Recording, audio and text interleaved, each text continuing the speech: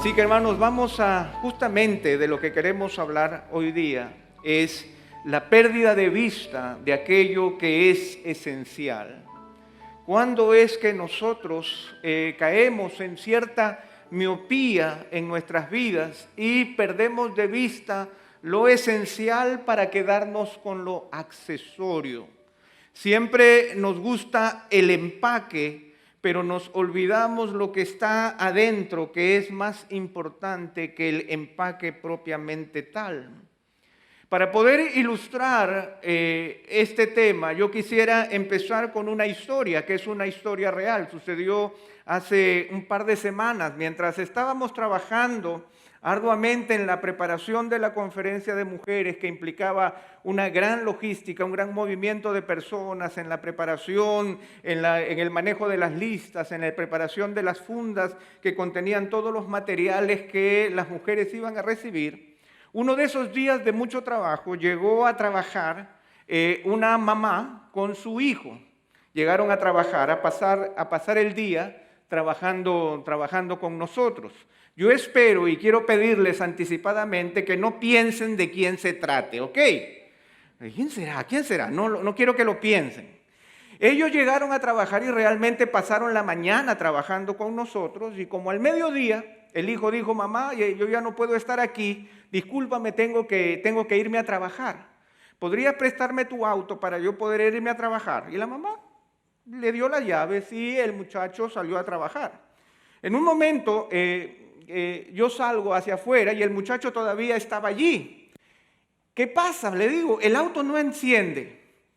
No enciende. Y como hacemos todos los hombres, que aunque no sepamos de mecánica, empezamos a mirar. Levantamos la tapa, empezamos a mirar. Yo no sé, yo sinceramente, yo he mirado muchas veces, pero nunca sé qué busco. Pero ahí uno trata de ajustar, uno aprieta algo, aprieta la batería, hace algo, porque de eso se trata, ¿verdad? Bueno, no había forma de resolver.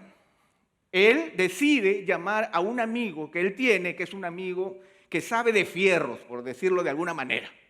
Entonces el amigo viene, llega como de emergencia, y ellos se ponen ahí a mirar qué cosa está pasando con el auto. Yo entro nuevamente a hacer las cosas que estábamos haciendo, y como a las 2 horas yo salgo. Ellos seguían ahí. El auto no arrancaba. ¿De qué se trata? No sabemos. ¿Será el alternador? ¿Serán los pistones? ¿Será la batería? ¿Será el encendido? ¿Qué es? Nadie sabe. A las 2 horas deciden llamar a un mecánico, porque los varones somos así, nos cuesta decir que nos equivocamos. Entonces, a las 2 horas llamemos a un mecánico. Entonces llaman a un mecánico experto, el mecánico llega, se pone a revisar. Nuevamente yo me meto de nuevo adentro. Salgo como a las 2 horas nuevamente y el mecánico seguía ahí. ¿De qué se trata? Nadie sabe. Mira, casi enciende, pero no enciende. ¿Qué está pasando con el auto? No sabemos. Es el computador del auto. Porque cuando tú llegas al computador del auto ya no hay manera de resolver. Entonces se trata del computador del auto. Han pasado 4 horas. A las 4 horas la mamá, que estaba adentro, por fin decide salir. Y ella sale y ve que el muchacho todavía sigue allí, el papá también había llegado, el auto no había manera de resolverlo, era un auto medio nuevo con todas las cosas de la ley. Entonces, ¿qué hacemos? Cuando la mamá se acerca, lo ve, lo mira lo que estaba pasando y le dice: pero mi hijo, esa no es la llave.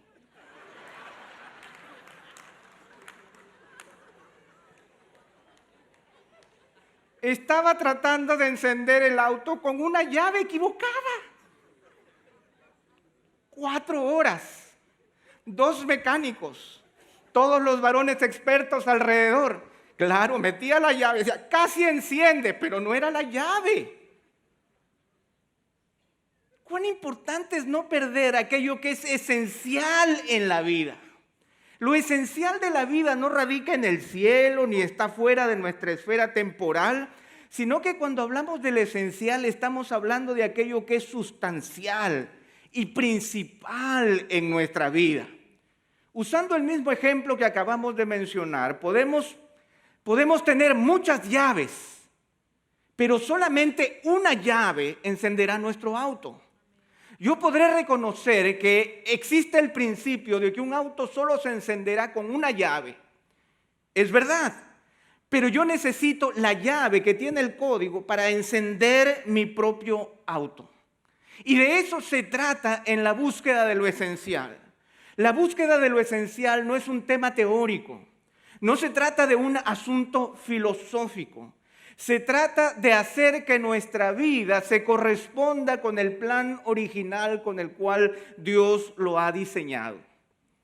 Lamentablemente nosotros vivimos en una sociedad confundida que ha sustituido la esencia de aquello que constituye la naturaleza de la vida por aquello que es accesorio y secundario. Hemos dejado de buscar lo permanente para quedarnos con lo provisional, con lo temporal. Hemos dejado lo invariable por aquello que es permanente novedad. Y eso me hace recordar la historia de un muchacho que una vez quiso hacer una declaración en una universidad. Él salió con una camiseta que tenía una enorme K, la letra K fosforescente. Y él caminaba por la universidad. Y le preguntaron, ¿qué es lo que tú estás haciendo? ¿Qué es lo que quieres declarar? Y él dijo, quiero declarar mi confusión. Quiero declarar mi confusión. Y entonces le dijeron, pero muchacho, confusión es con C, no con K. Es que tú no sabes lo confundido que estoy. Y eso nos pasa también a nosotros. Vivimos confundidos de tal manera que ese es el símbolo de la confusión de nuestro tiempo. Pero lo que no sabemos es que estar confundido sobre aquello que es esencial es fatal. Porque la confusión mezcla las cosas hasta el punto que uno termina sin reconocer y distinguir la verdad de la mentira, la vida de la muerte, la luz de la oscuridad. Nosotros encontramos ese espíritu de confusión humana, producto del pecado, a lo largo de todas las páginas de la Escritura. 700 años antes de Cristo, el profeta Isaías decía, ay de los que llaman al mal bien y al bien mal, que tienen las tinieblas por luz y la luz por tinieblas, que tienen lo amargo por dulce y lo dulce por amargo. El profeta se lamenta de esta realidad pública de confusión, llamar al mal bien y al bien mal, que tienen las tinieblas por luz y la luz por tinieblas. Sin embargo, cuando Isaías hace esta declaración en el capítulo 5 de su libro, él continúa y señala que esta no es solamente una mera ignorancia, sino que se trata de una actitud corrosiva de mi alma en donde yo rechazo someterme a lo que el Señor ha establecido en su palabra y a lo que Él ha declarado en su permanente y perfecta soberanía. Él continúa diciendo, ay de los sabios a sus propios ojos e inteligentes ante sí mismos. Ay de los héroes para beber vino y valientes para mezclar bebidas, que justifican al impío por soborno y quitan al justo su derecho. Si hay algo que genera confusión es el hecho de que nosotros nos hemos vuelto sabios ante nuestros propios ojos. Hemos declarado ante nuestros propios ojos aquello que es bueno y aquello que es malo. No hemos reconocido que somos criaturas delante de nuestro Dios y nos hemos vuelto inteligentes ante nosotros mismos. Yo creo que analizar la confusión en nuestro tiempo es vital, pero analizar la confusión del alma a la luz de la palabra de Dios es fundamental. Podríamos hacer en este momento un análisis sociológico y estadístico de nuestra realidad, pero yo quisiera que vayamos a la Escritura y podamos encontrar las consecuencias de la pérdida de vista de lo esencial a través de la propia historia bíblica. Hoy analizaremos un gran tiempo de confusión vivido por el pueblo de Dios durante el siglo IX antes de Cristo. Y de ahí sacaremos ejemplos para nuestra vida, para nuestro propio tiempo, y descubriremos algunos principios para recuperar lo esencial también en nuestra propia vida. Yo quisiera señalar 3 características que se manifiestan en nuestra alma cuando hemos perdido de vista lo esencial. Porque en primer lugar, la confusión de lo esencial es como la lluvia. La confusión de lo esencial es como la lluvia.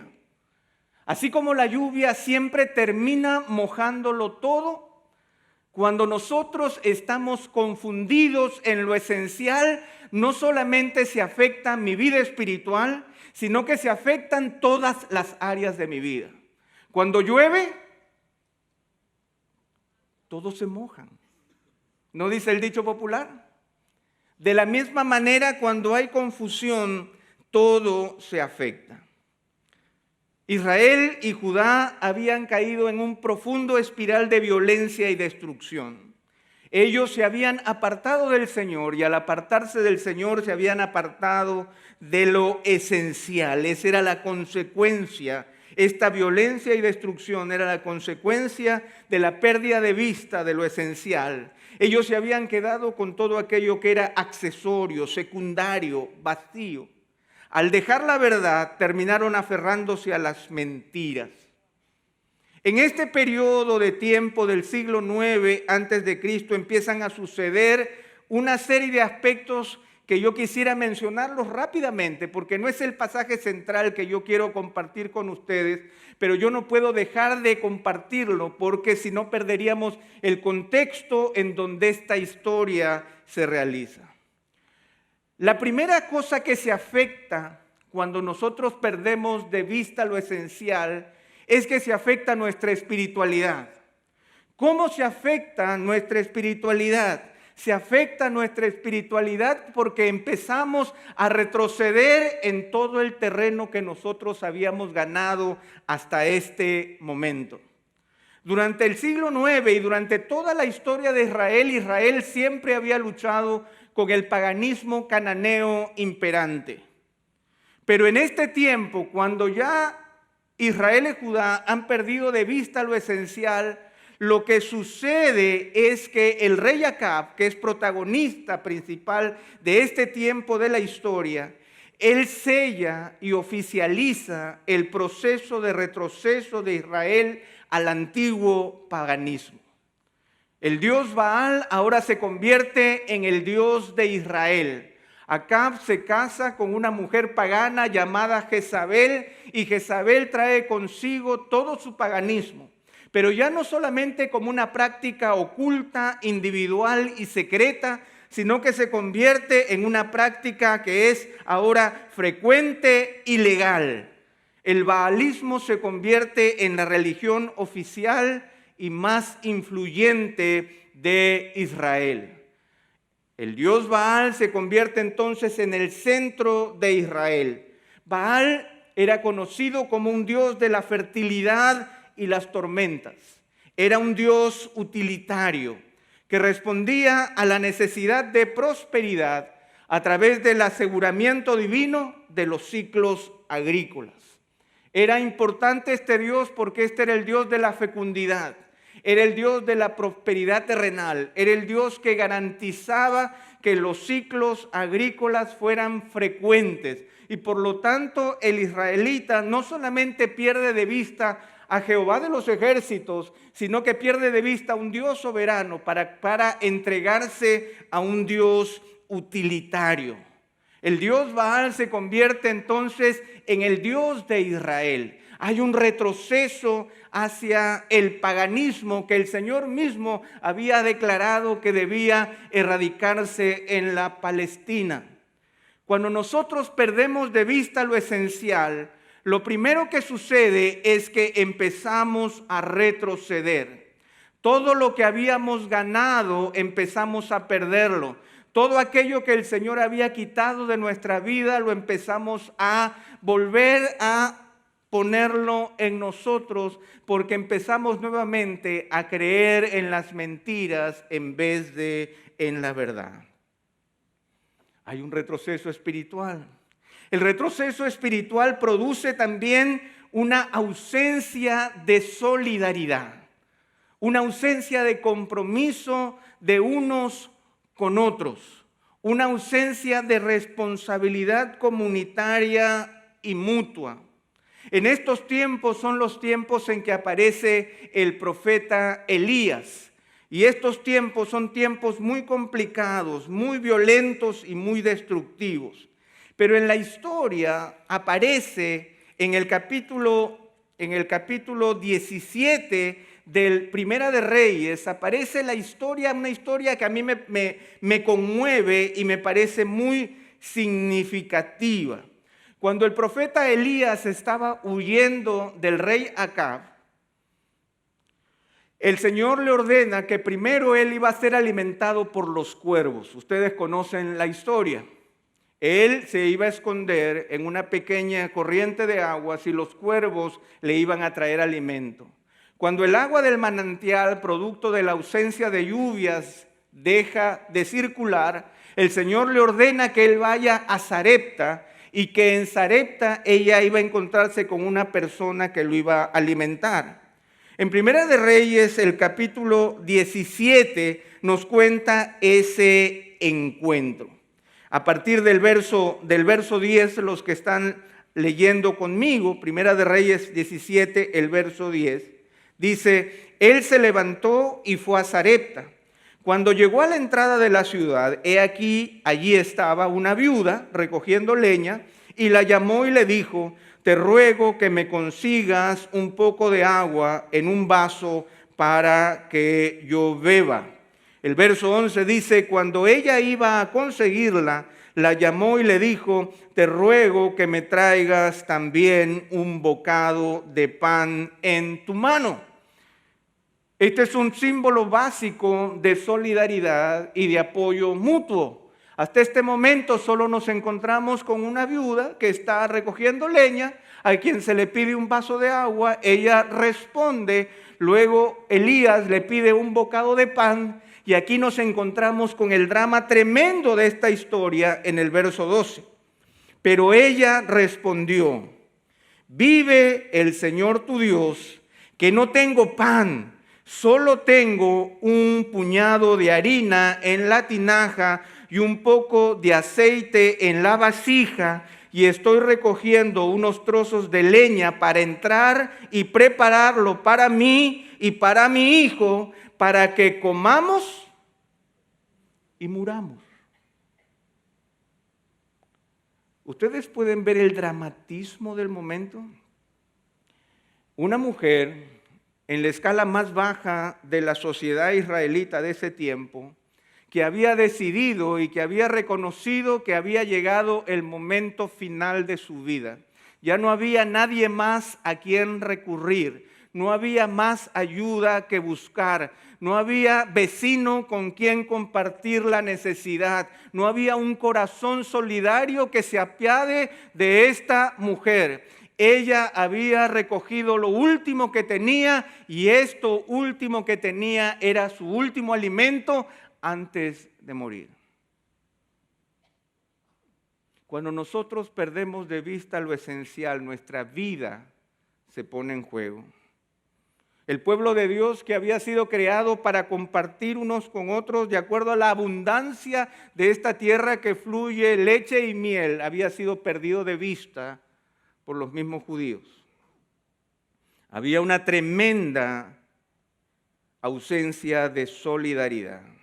La historia de esta mujer me conmueve y me hace pensar en qué tipo de sociedad ellos estaban viviendo para que esta mujer pueda tomar una decisión de esa magnitud. Pero no solamente hay un retroceso espiritual, no solamente hay un profundo egoísmo que termina minando nuestra propia alma, también hay una profunda incapacidad para tomar decisiones. En el capítulo 18, todos nosotros conocemos la historia de Elías cuando se enfrenta a los profetas de Baal. Cuando se presenta Elías frente a esos 400 profetas de Baal. Elías le pregunta al pueblo en el capítulo 18, en el verso 21. Elías se acercó a todo el pueblo y les dijo: ¿hasta cuándo vacilaréis entre dos opiniones? Si el Señor es Dios, seguidle, y si Baal, seguidle a él. Pero el pueblo no le respondió ni una sola palabra. Cuando nosotros perdemos de vista lo esencial, no sabemos distinguir entre la verdad y la mentira. Vivimos en el permanente juego de las opiniones. Yo no tengo un fundamento seguro en lo que aferrarme, y menos estoy dispuesto a pagar el precio por la verdad que yo decido seguir. El pueblo de Israel estaba totalmente confundido. Pero no solamente eso. Déjenme contarles el resto de la historia, porque ustedes saben la victoria que tuvo aquí el Señor sobre los profetas de Baal. Sin embargo, 25 años después de la muerte de Elías, el culto a Baal había prosperado en Israel. Ya no solamente habían profetas, ahora había un sumo sacerdote, un precioso templo construido y una multitud que adoraba a Baal.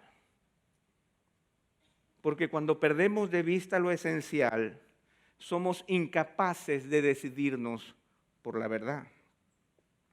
Y no solamente eso, sino que entre el pueblo de Dios hay un profundo sentido de extinción. Hay un profundo sentido como de pérdida.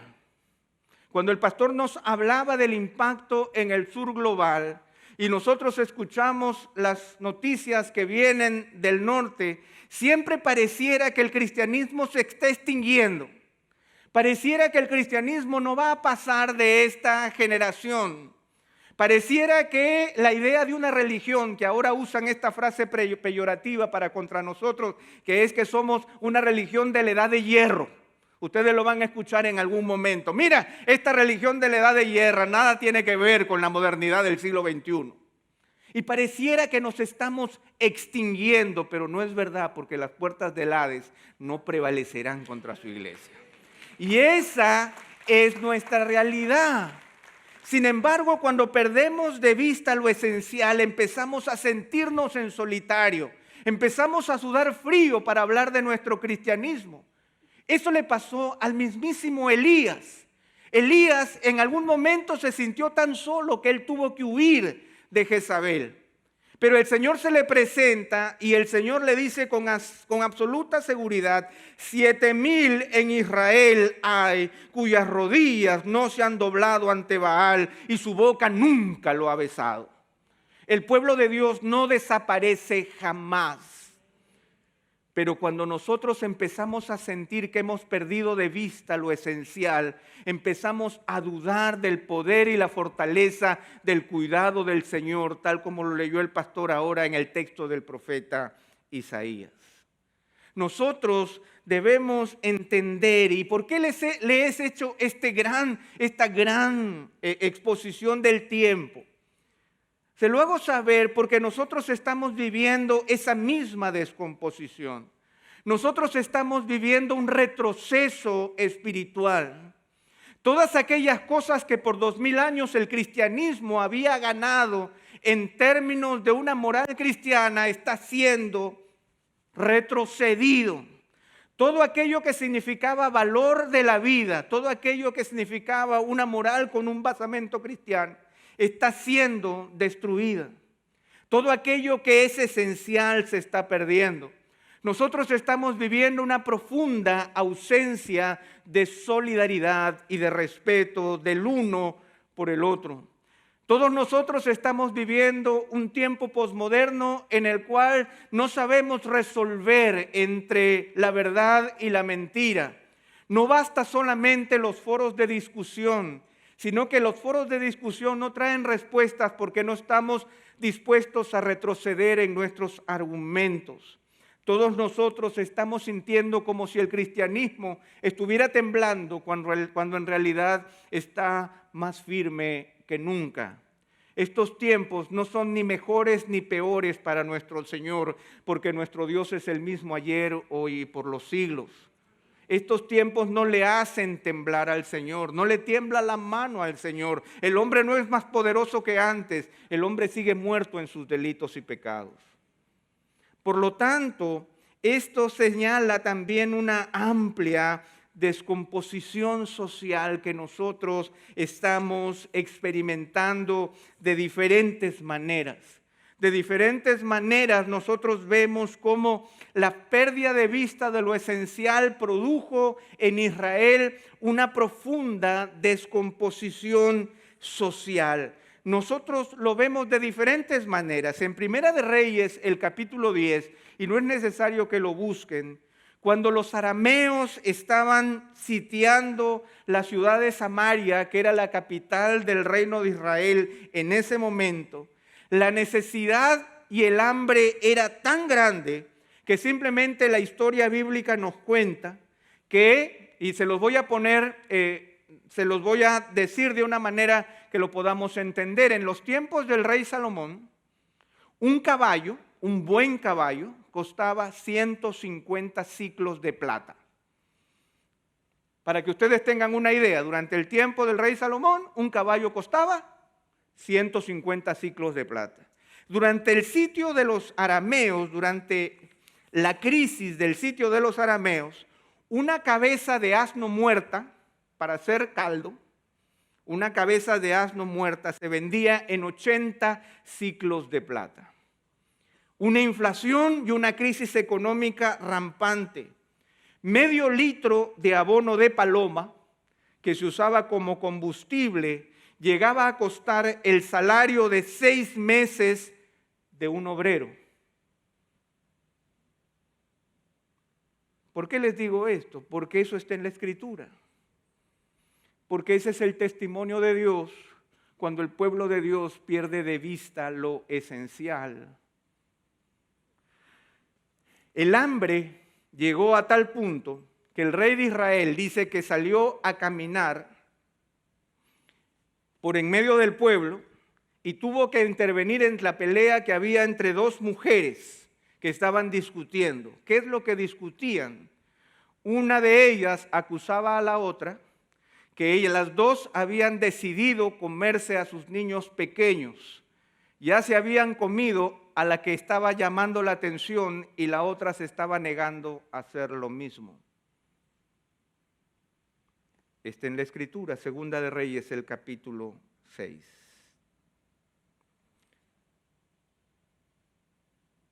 Perder de vista lo esencial es ir perdiendo nuestra propia humanidad.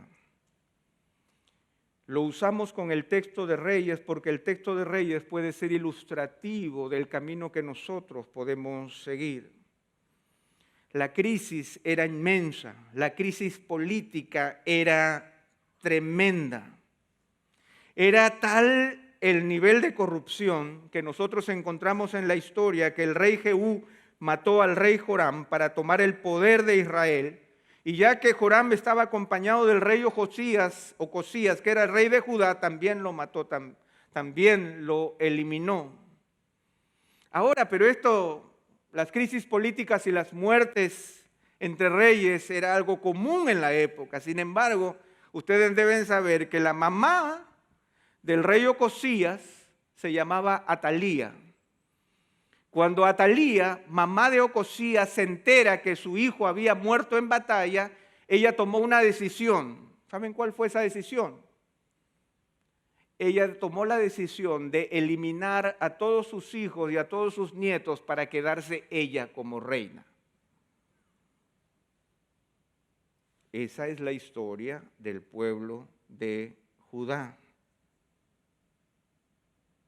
La situación era tal que al final de la vida del rey, al final de la vida del profeta Eliseo, en Segunda de Reyes, el capítulo 13, se nos dice que Israel había quedado tan diezmada como nación que su ejército solamente constaba de 50 jinetes, 10 carros y 10,000 soldados. 50 jinetes, 10 carros y 10,000 soldados. Israel se había descompuesto completamente. Israel y Judá habían perdido de vista lo esencial y habían caído en una espiral de violencia y destrucción.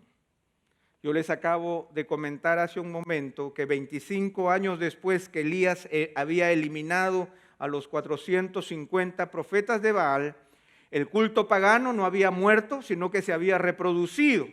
Para el tiempo de Jehú habían muchos profetas, habían sacerdotes de Baal, habían muchos adoradores, se había construido un precioso templo. Ustedes lo pueden leer en Segunda de Reyes, el capítulo 10.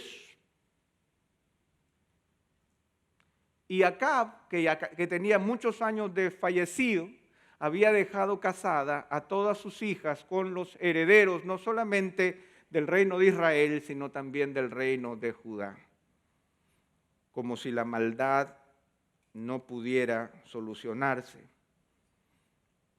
Cuando el rey Joás, y permítanme que les haga esta historia, yo les pido este anticipo de historia, porque yo creo que cuando nosotros vemos muchos sucesos en nuestro tiempo, pareciera que esos sucesos no tienen relación con aquello que Dios está haciendo, y sí tienen relación.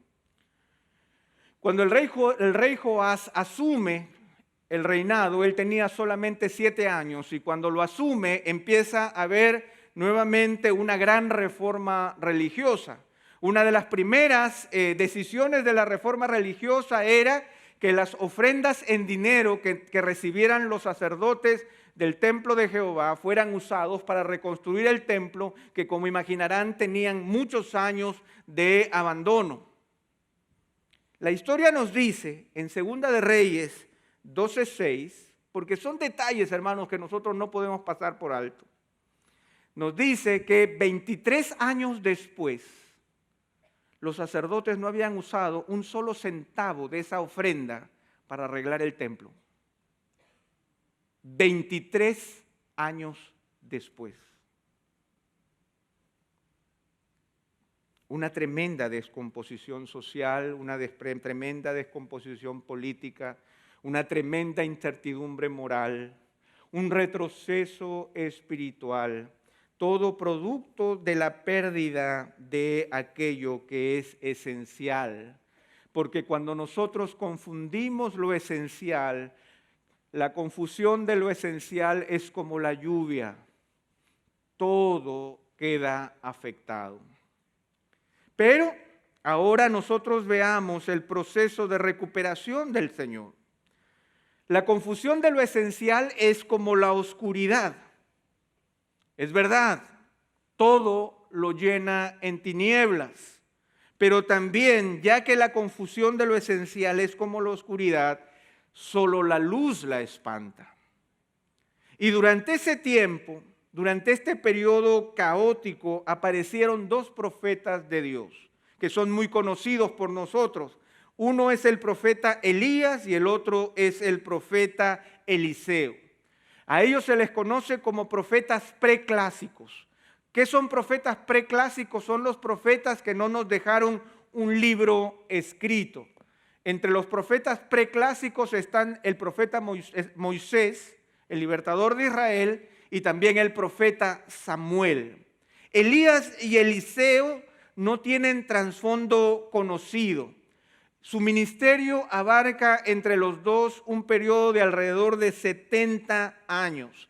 Ellos no pertenecen a ningún grupo religioso profesional y se anuncian solamente en nombre de Dios y sin pertenecer a ninguna de las instituciones tutelares de los reinos que estaban corrompidas y sumisas al poder de turno.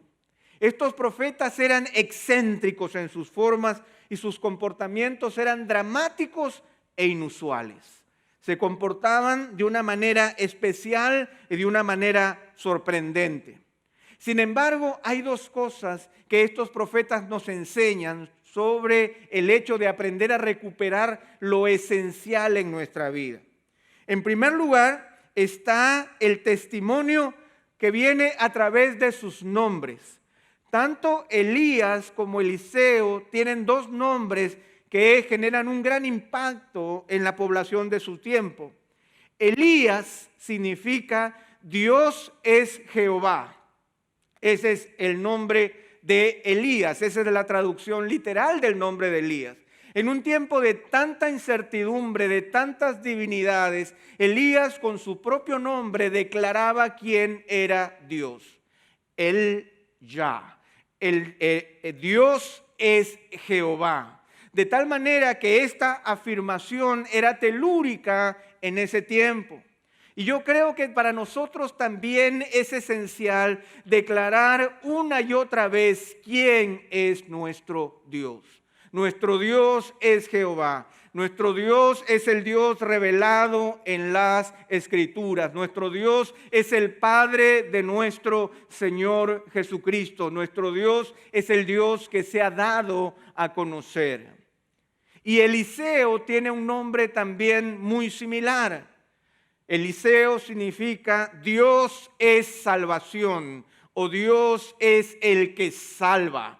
De tal manera que nuestras expectativas no están en ningún otro lugar más que en nuestro Dios que es Salvador. Y esas dos afirmaciones son fundamentales en medio de un terreno confuso que pierde de vista lo esencial. Yo creo que para recuperar lo esencial en nuestra vida, nosotros tenemos que reconocer quién es nuestro Dios. ¿Quién es el Dios revelado en la palabra que se da a conocer de una manera muy clara? Y en Primera de Reyes, el capítulo 17, en la primera aparición de Elías, Elías da a conocer justamente esta afirmación. Primera de Reyes 17, el verso 1 dice: entonces Elías Tisbita, que era de los moradores de Galad, dijo a Acab: vive el Señor Dios de Israel, delante de quien estoy, que ciertamente no habrá rocío ni lluvia en estos años, sino por la palabra de mi boca. Para Elías, Dios estaba vivo. Para Elías, Dios era el Señor. Para Elías, Dios era el Dios soberano sobre Israel. Para Elías, Dios estaba presente porque él decía: este es el Dios delante de quien yo estoy. Esas afirmaciones son fundamentales. El conocimiento de un Dios que es Señor, que es el Dios de nuestras vidas y un Dios presente, es fundamental para que nosotros recuperemos lo esencial. Y así como las tinieblas se disipan con la luz, el testimonio de estos dos profetas es fundamental. A lo largo de todo su caminar, hay una frase que se repite constantemente una y otra vez. Esta frase es: conforme a la palabra que el Señor había hablado. Una y otra vez, en cada una de las manifestaciones de estos profetas, en medio de la oscuridad, de la pérdida de lo esencial, estos profetas iban caminando e iban señalando que ellos vivían y lo que vivían se cumplía porque era conforme a aquello que el Señor había hablado. Esa era la realidad de estos profetas. Un tiempo confuso, un tiempo en donde el Señor levanta a dos de sus siervos cuyos nombres representan la presencia de Dios. Dos hombres que en su tiempo declaran con precisión que el Señor sigue siendo rey, que el Señor sigue hablando y que su palabra se sigue cumpliendo. Ese es el contexto. Ahora, ¿qué tiene que ver esto con nuestras vidas? Ahora sí vamos a Segunda de Reyes, el capítulo 2, por favor. Ahora sí necesito que ustedes abran en Segunda de Reyes, el capítulo 2, y ustedes van a poder descubrir por qué necesitamos una introducción de 40 minutos para un sermón de 5.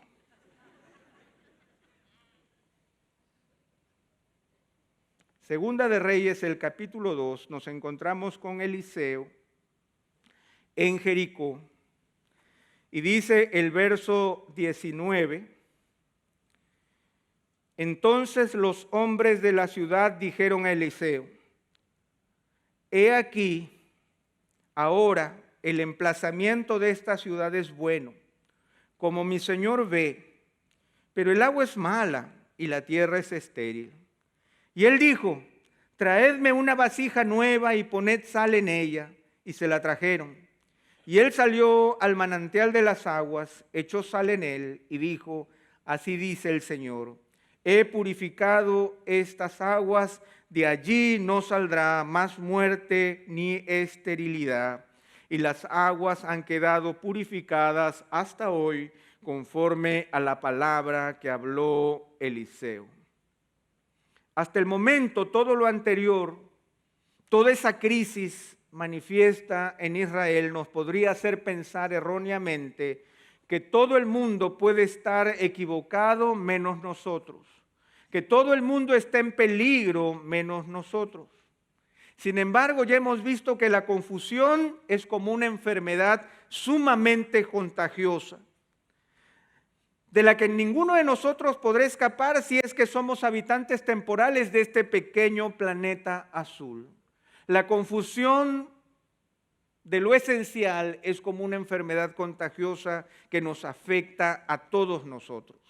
Ahora, en medio de toda esa tremenda crisis política, social y religiosa, aparecen unos hombres en Jericó que se encuentran con el profeta Eliseo.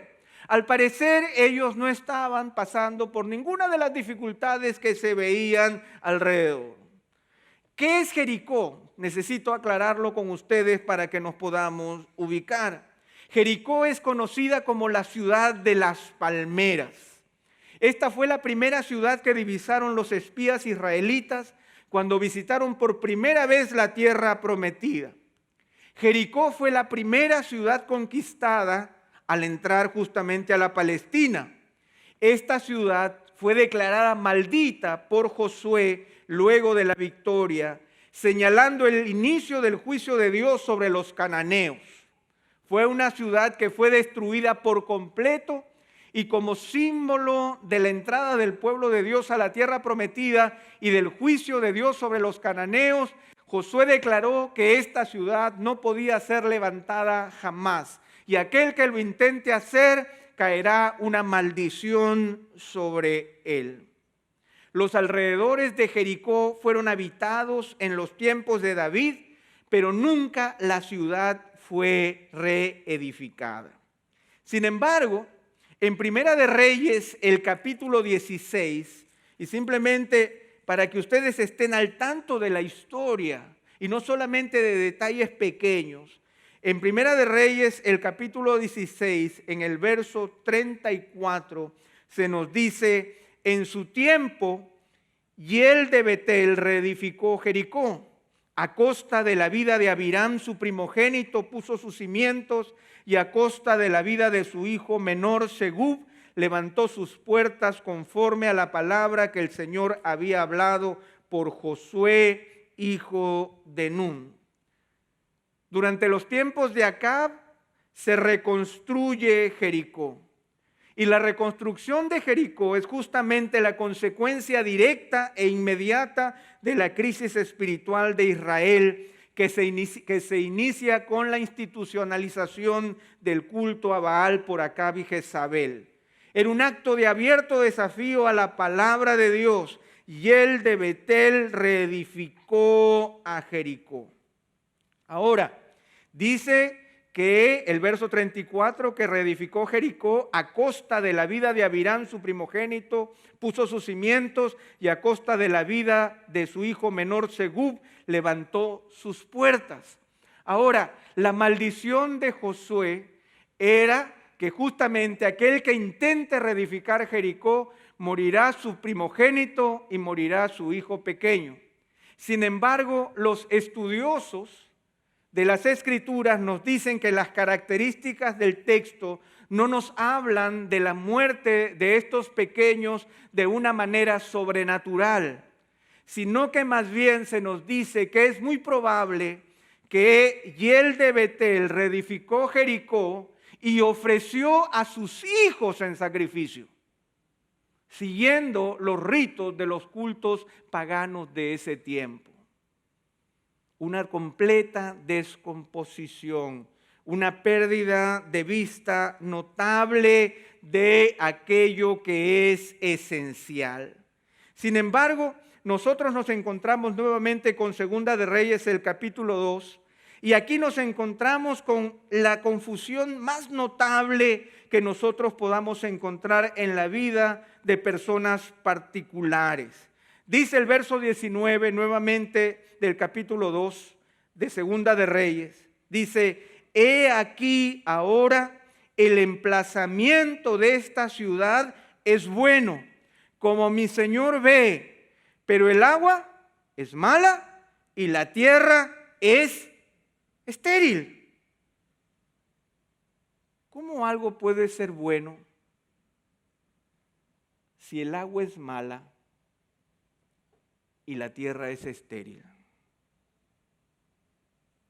La palabra bueno que se está utilizando allí es la misma palabra que se usa en el Génesis cuando se habla de que Dios vio que todo era bueno y bueno en gran manera.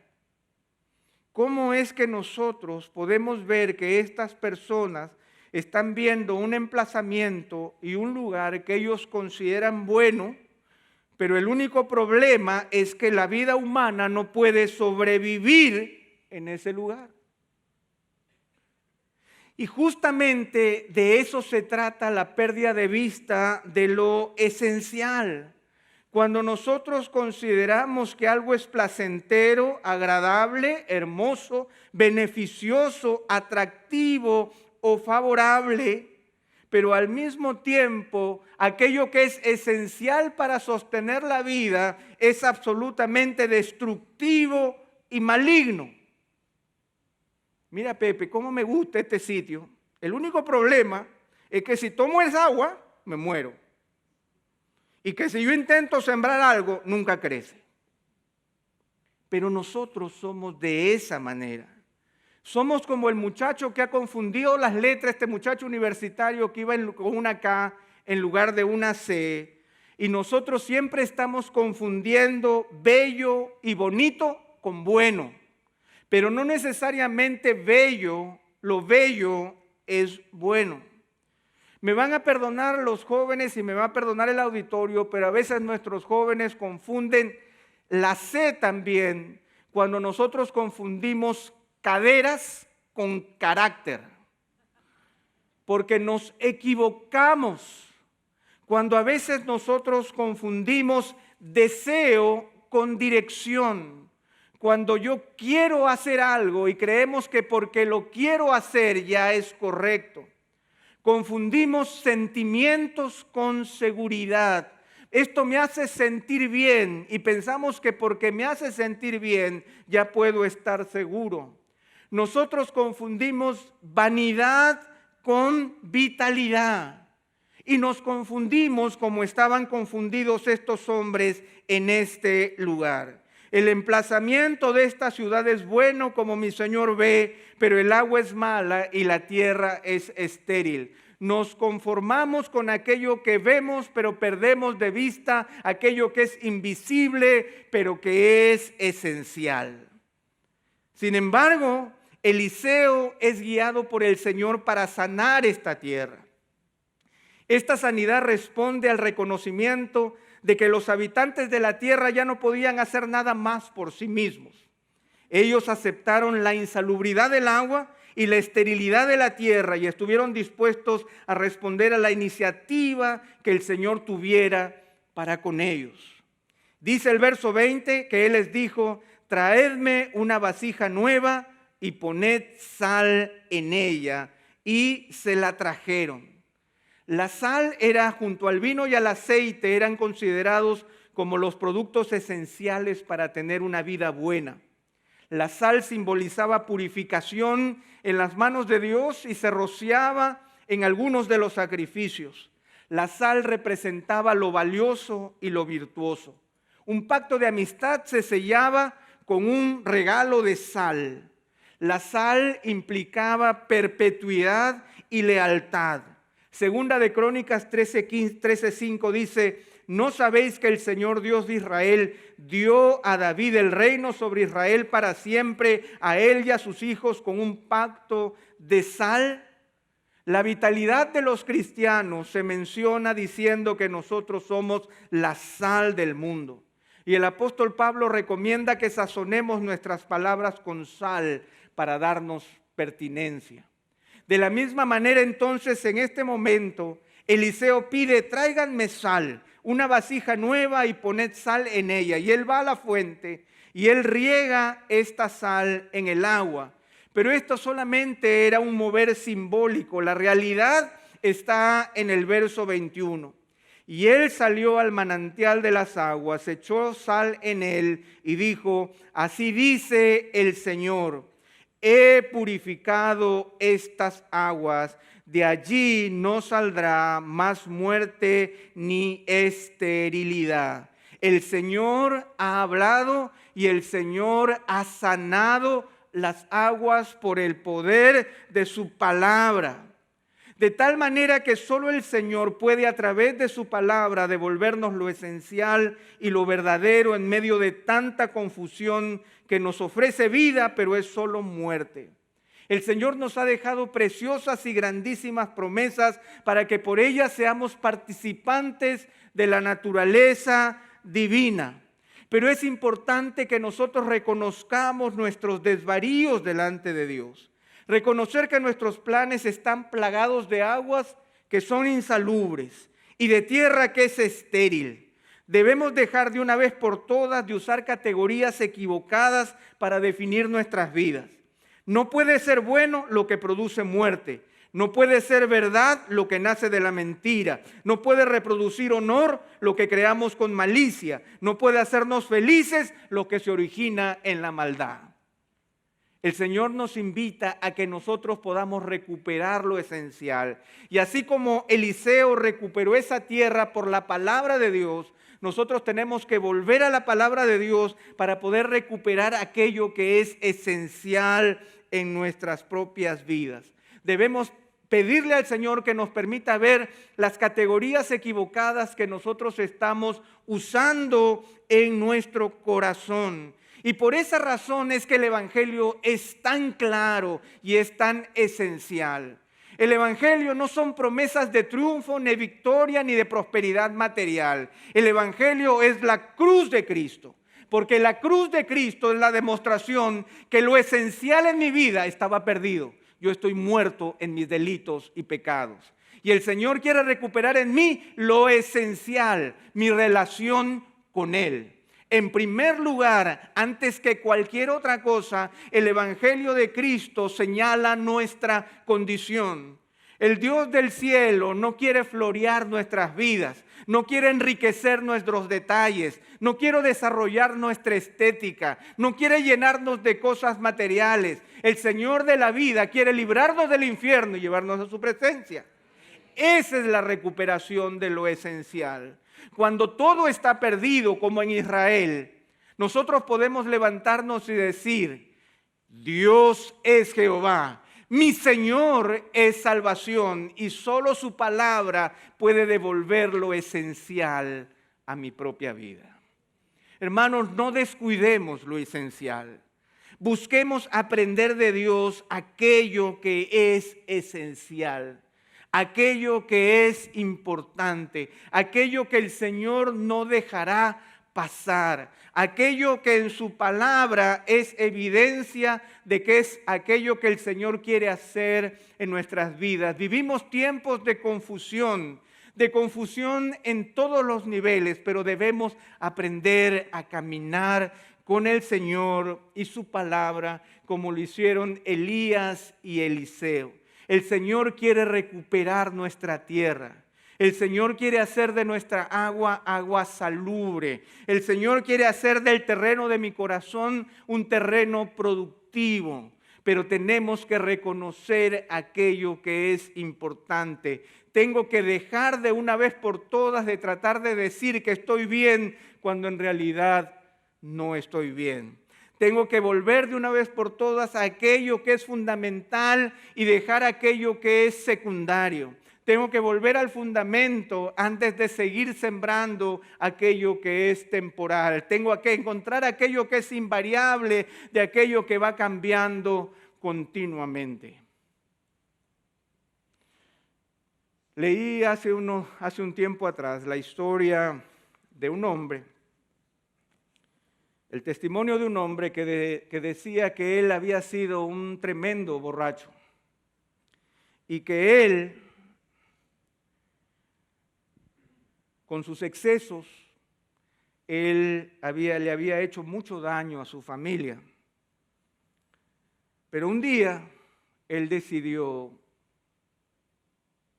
dejar de estar confundido y fue al Señor para que le dé una vida nueva.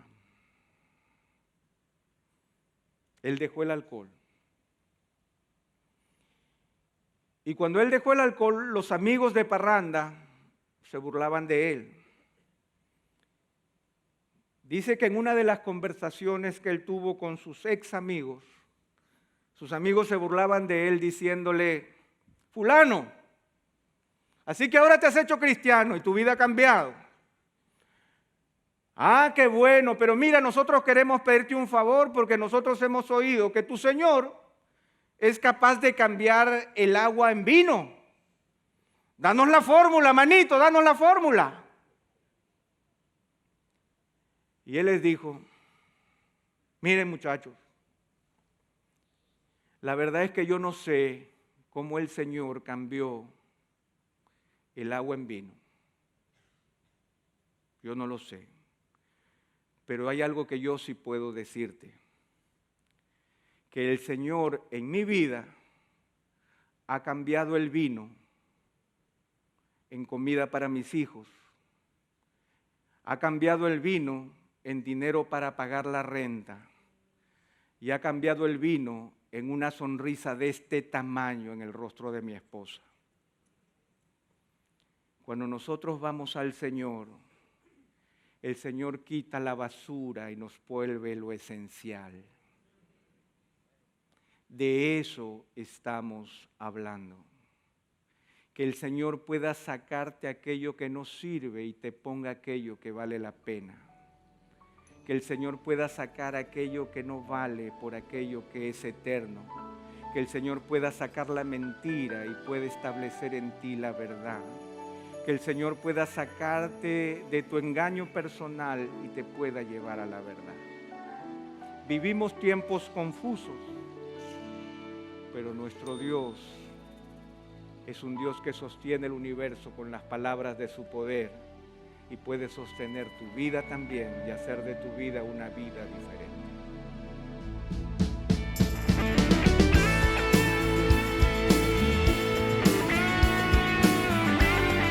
Esta es una producción que llega hasta ustedes gracias a los aportes de individuos y empresas comprometidos con la defensa de la fe. Para más información, preguntas y comentarios, visite nuestra página de internet www.integridadysabiduría.org. En esta página encontrará información sobre la producción de este y otros recursos que ponemos a su disposición, como también las formas en las que usted puede contribuir con la producción de programas como estos. Les invitamos nuevamente a visitar nuestra página de internet www.integridadysabiduría.org. Será hasta la próxima cuando nos reencontremos en su palabra.